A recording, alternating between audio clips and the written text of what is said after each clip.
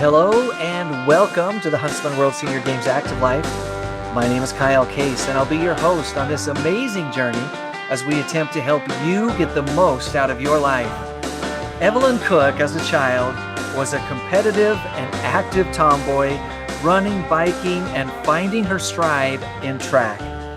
Known as Super Cricket for her long legs, she was encouraged by her coach to take on hurdles. Evelyn attended the University of Utah, where she worked as an athletic trainer for the football team and practiced sports massage.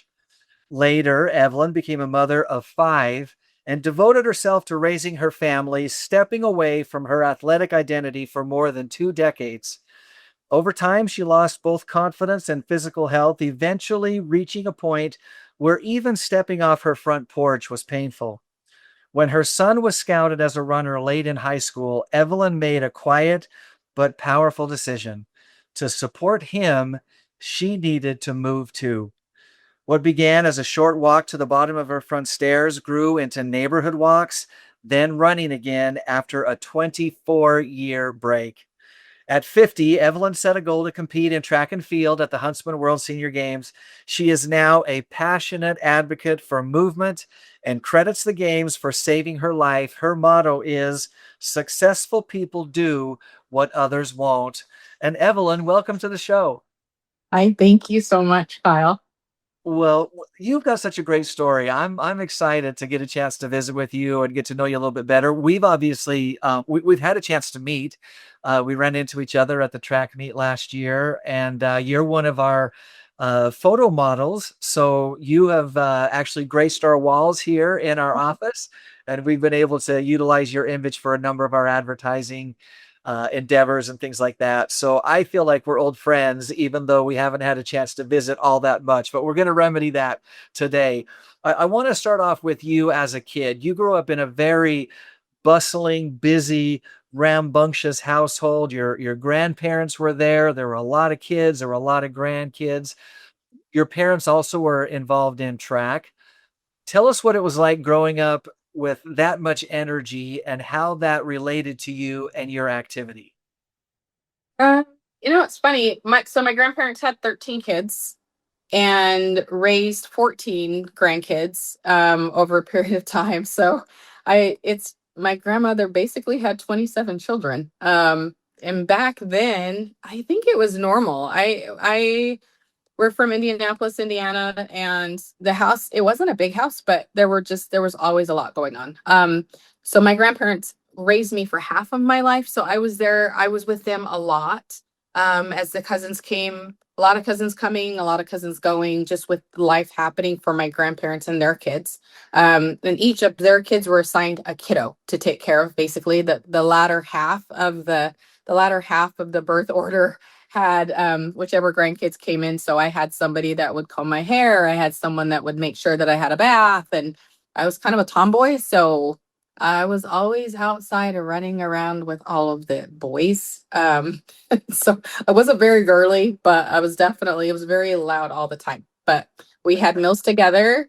And that was every day, but everybody was required to do something. So I don't think there was a time where, um, even at probably age 3 and 4, like there were stools so you could help with dishes. Everybody was assigned something.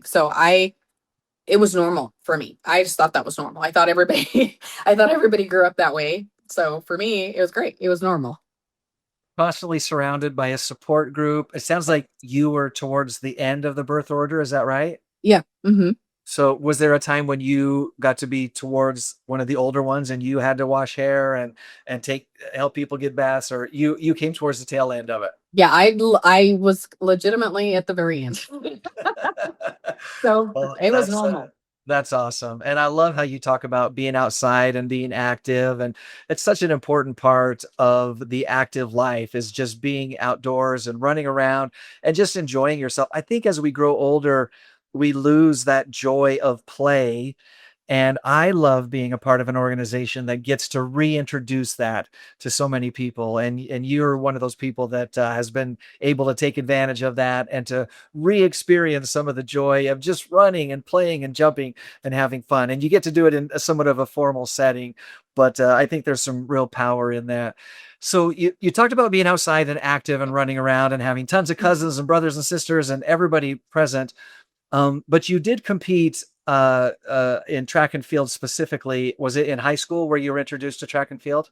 When I was younger, so junior high and then high school. High school was really kind of where, so ninth grade, ninth through 12th grade was really kind of where I'd say ninth grade is where my love of the sport. I did other sports, always. We a lot of different things, but my love of track and field, I guess, was my parents, but definitely I just loved running around.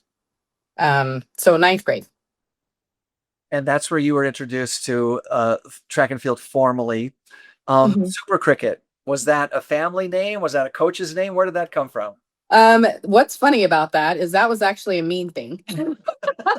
There was a boy that used to tease You me. didn't consider that a No, compliment for I some did reason? not like that name. It stick. It did with the kid that teased me. And he came out during a practice one day, and it was meant to be mean, and it ended up one of those things that it kind of stuck in that weird, strange way where it wasn't offensive as much as he had meant for it to be. And I had very long legs and a short torso. So cricket, I guess. And then super cricket because and I just started jumping. I started jumping hurdles, but it really wasn't supposed to be something that I was going to do full time on the track. But it became something that you grew to love and that you excelled in. Am I correct in that? Yeah, it's crazy because I honestly we didn't have anyone else on the team, on the girls team that could run the hurdles. And so my coach just said, he just said, let's just see. Let's just see. And it was during practice and I said, I really don't think so. And and he said, Evelyn, let's just see. And if it doesn't work, it doesn't work. But let's just have you go over and we'll go from there. And practice was one of those things where I honestly did it one time during practice and I thought, I'm done. And during a meet, he said, we honestly don't have anybody else. So you got to do it. And I thought, are you insane? That's a classic coach's trick, right? It It's was a classic coach's trick. it really was. And then after that practice one time I didn't do, I mean, and then because I was long jumping and everything else on the track. So it really didn't make any sense for me to keep doing that. And I thought, okay, well, we're doing all this other stuff. And he said, let's just, it's fine. So that practice is over. No big deal. We had a meet and the meet, nobody else could run. And I ended up running. And not only did I run the 100, what was it? Back then, it was, I mean, that's so years ago, so many years ago. Talk about being dated. The 100, the 110 or something. And is it 110 now? I don't even know. But I ended up doing it at the meet and I won, which was weird, but whatever. And then I we didn't have anybody to do the 400 hurdles like that long. It was crazy. And he said, let's just have you run it. And I said, are you It'll be crazy? easy. We'll just have you try it. We'll just have you try it. And that was it. Let's do it during a meet and see how you do, sis. And I Exactly. thought, are you crazy? And so we did it during the meet. And by the time it was all said and done, right? I I I placed at the meet. I didn't even know how. And because nobody else was running, like we didn't have anybody else. So I took first in that too. And I thought, I really hate this stupid race. And then running, it's enough that you're running a 400 or whatever, 440, you're running, but you're running and jumping over something. So, No, and it that's is. It is so true, Evelyn. I'm not a track athlete. I never had the chance to compete. I grew up in a very small community that didn't offer a track team, but I've been around it enough to know that the worst race on earth is the 400 meters, and it is only compounded by throwing some hurdles out there on the track. Yeah. It's the toughest race out there. I know that it is. So congratulations on being willing to, uh, if nothing else, be obedient to what your coach and the bike do. And it sounds like I said earlier that you really found your groove and a love for it, and you really, grew to excel at it. Do you have a favorite, aside from this first meet that was such a surprise to you, a favorite memory from high school that stands out running track? Favorite memory? Not, you know what? I had some of my best times were on the track, just with meeting friends. Yeah. We ran Simplot. We ran, you're doing indoor. Indoor was probably one of my favorite times as far as track was concerned. Just because you got to be with other kids from other schools and you got to travel. So, that was my favorite. Now, did you also compete in college, or did your competition end with high school? It ended with high school. I got offers and I got really scared and nervous about leaving my family. And when I landed at the University of Utah, I actually ended up becoming an athletic trainer. And Yeah. so that kind of took over my life, it was fun, but my nerves got the best of me, to be honest. Yeah, and you're not alone in that. It's hard to get outside of your comfort zone. And then Evelyn, you're also not alone in the fact that once that high school career kind of came to an end and life started to kind of move along as it does, you go to university, you start a family, you start your professional career. You, like many people, set aside the sports of necessity. And you're not alone in that. Many of our athletes do that. Many people that I know do that. But you did have an opportunity to come back, and it kind of came through the inspiration of your son. Is that correct? It was. We had tried to have him running. Like, we had our daughter ran, but she didn't love it, but it was a great experience for her, our oldest. And then that was it. Nobody else wanted to run track. And so by the time we got to my baby, he's number 5. No one knew he was fast. He played football. Baseball wasn't his jam. My husband is a baseball player. We've got lots of my brother-in-law. He played baseball in college and was going to go to the MLB. So I mean, great experience, right? Like, loved it. And then by the time we got to my youngest, COVID and insanity Yep. and just not sure what he was going to do. But I said, you got to do something. And he was going to play football. Like, that was what we were going to do. Grades were kind of an issue, but we knew, like, let's get you where you need to be.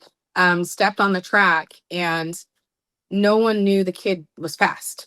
And even we didn't know. He's my kid, but we didn't know he could run. Yeah. And it was his senior year. He ran for 3 months. And in that period of time, um, they went to Simplot. They didn't have anyone really. There were 4 kids that I've kind of chaperoned there, and that was it. I just thought, they don't have any support, and I can't have this kid do this if I'm not willing to do something too. And I really wasn't sure what I was going to do. But I knew I was going to coach him or help. Like, I knew I had to help him. And as parents, so often we're so willing to do whatever it takes to help our kids, for sure. But you have admitted and acknowledged that you maybe weren't in your best place physically at that time. Kind of tell us where you were at when your son is making this movement and how he inspired you to get to a different place. Um, it was interesting because I had had a bunch of blood work and we had had some health issues going, like, over the years. No big deal.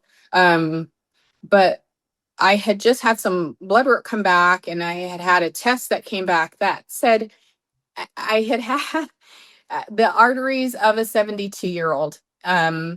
And it was crazy. Kind of scary, right? Yeah, it was, because I thought, well, that's stupid. Um, I felt like I was more active than that. I didn't realize that. I thought I was healthier than I was. And it was kind of a wake up call because that's when they start trying to put you on all different kinds of medications. And, we have to figure out a way to make sure you're okay and you don't stroke out walking down your stairs or walking up your stairs in your home and have something happen. And so I was so nervous. So that was happening at the same time I was trying to help. I was watching my son um, for the very first time at Simplot indoors, and I'm screaming bloody murder just to go and be awesome. And I'm sure everyone thought I was nuts.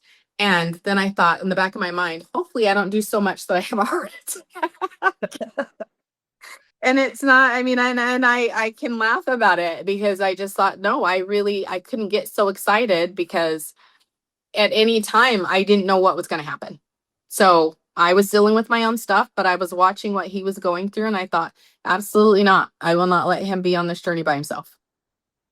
Which is amazing. It really is. You get some bad news from the health department, in the health department, not from Mhm. the health department, but in your own personal health journey, you're like getting this news that nobody wants to hear. Nobody wants to be, in their late 40s or early or mid 40s Yeah. and told that they have the veins of a 72-year-old, right? Yep. And so here you are, your son is kind of starting on this journey. You don't want him to be alone. You want to be supporting, you want to help as much as you can. When was it that you made the decision to go from cheering him on from the sidelines to maybe I'm going to join him on the track? I got mad. We came home. He did really well. They placed. He had to fill in for another kiddo that got hurt, and again, no one knew this kid could run. And so I thought, okay, that's crazy. And then we put him in, like, there was another track meet. We signed him up for track, and watching his grades just kind of, we were in kind of limbo. But then I thought, okay, he ran his second race. He ran in a second meet that was outdoors in St. George. One of the snow, I think it was Snow Canyon. And he ran in that, and he was amazing. And I thought, absolutely, there's no way. I can't. I have to, like, I want to train with my son. And so I thought, okay, but I still didn't know what I was going to do.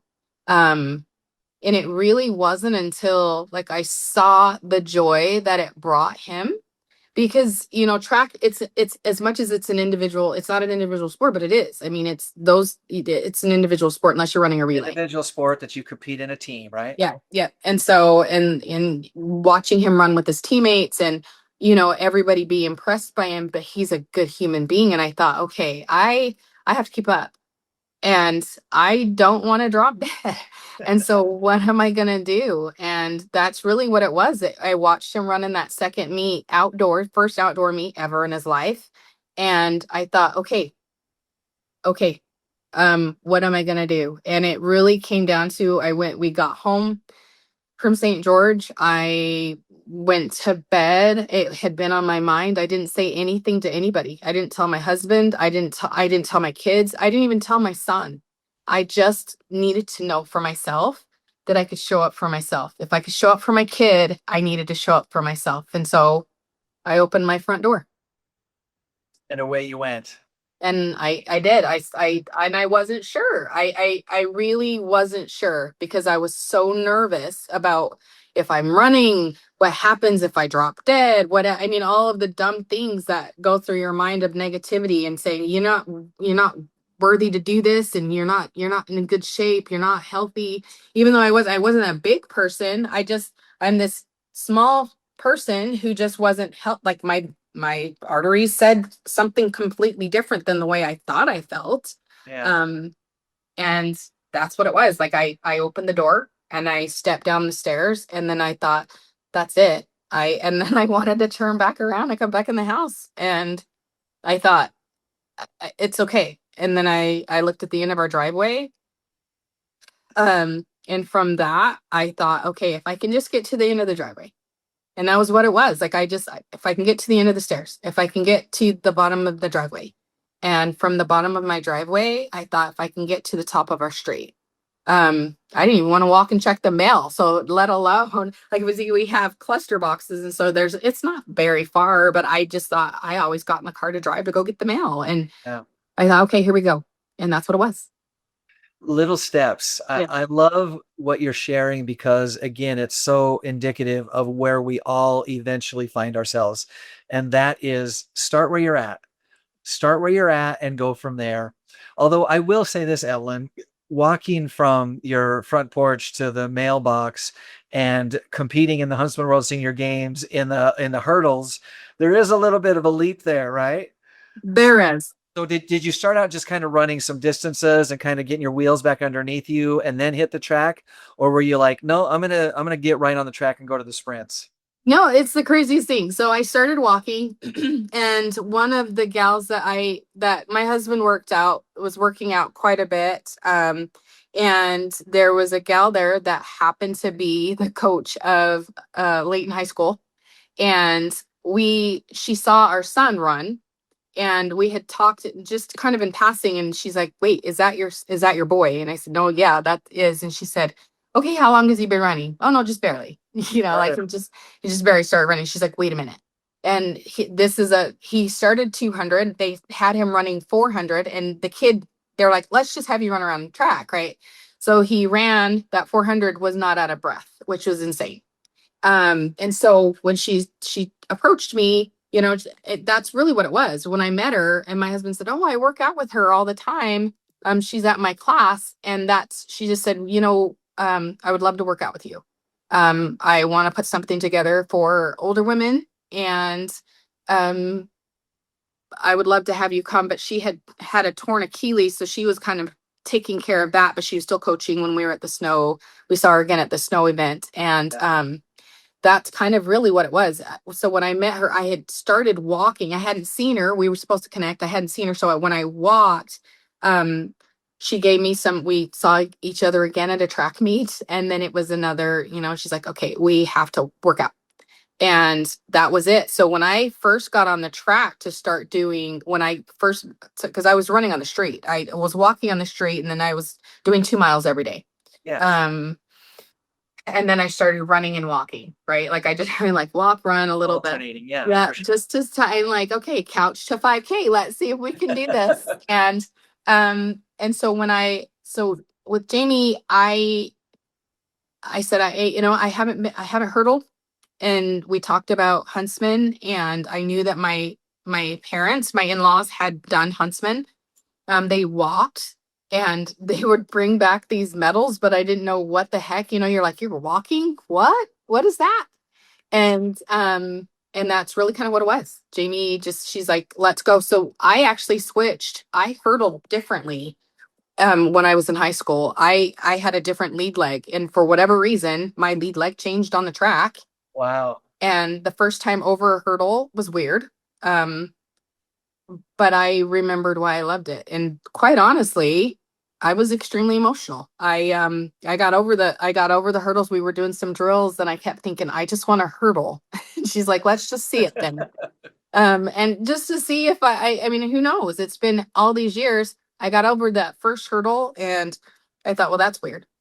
And that's cool. And then I got over the second, and I think we were doing 3 hurdles and 4, and I was extremely emotional. I started crying because I had not been over the hurdles in so long. I just thought, oh my gosh, this is kind of cool. This is cool. It is cool. It is cool. I love that you had the courage to step forward and to do something that many of us would choose not to do. We've only got about 20 seconds left. Okay. If you can, you talked about it being an emotional experience for you. I appreciate and recognize that. If you can explain for us what it was like to step onto the track at the Huntsman World Senior Games, ready to run this race that had meant so much to you, but had been so far in the past. I think the neatest thing about that was being able to be there amongst all these amazing women. You have Olympian women who have competed in the Olympics, women who have like been breaking records and all of these amazing things. By the time I was able to get to the starting line and actually go over, my son was there to cheer me on, and he was at the end. He was recording. What was neat for me was that I was able to finish that race, and I did cry. I got over all of those hurdles, and everything that I went through meant everything to me after all of those years. And I owe that to Huntsman. That was the joy that I remembered feeling from the very first time I got over that first hurdle. Well, Evelyn, you're such an inspiration and such an example of what is possible if we'll just let ourselves do it. Congratulations on Thank the you. return to track and field. We're looking forward to seeing you here at the games for many years to come. Many, many gold medals down the line I know are in your future. So thank you so much for joining us today. Thank you. We'll check in with you in October for sure. Absolutely. Thank you. Just a couple of things to get us wrapped up here at the end of the show. Now is the time to register for the games. If you want to be a part of the games, just like Evelyn, you can do that. Everything you need to know is at seniorgames.net. The games this year will run from October 5th through the 17th of 2026. So put it on your calendar, get yourself registered, get yourself practiced up and ready to go, and come and be a part of it this year at the games. Remember to tune in live next and every Thursday at 5:30 p.m. Mountain Time on AM 1450 or FM 93.1 for the Huntsman World Senior Games Active Life. We take this live show and turn it into a podcast, and you can find that wherever you find your favorite podcast. You can also find this as well as all of our previous shows again on our website, which is seniorgames.net. So check that out. Today's inspirational thought comes from Chantel Sutherland, who was a Canadian model, television personality, and horse jockey, who once said, "Believe in yourself, take on challenges, dig deep within yourself to conquer fears. Never let anyone bring you down. You've got to keep going." I think that's great advice.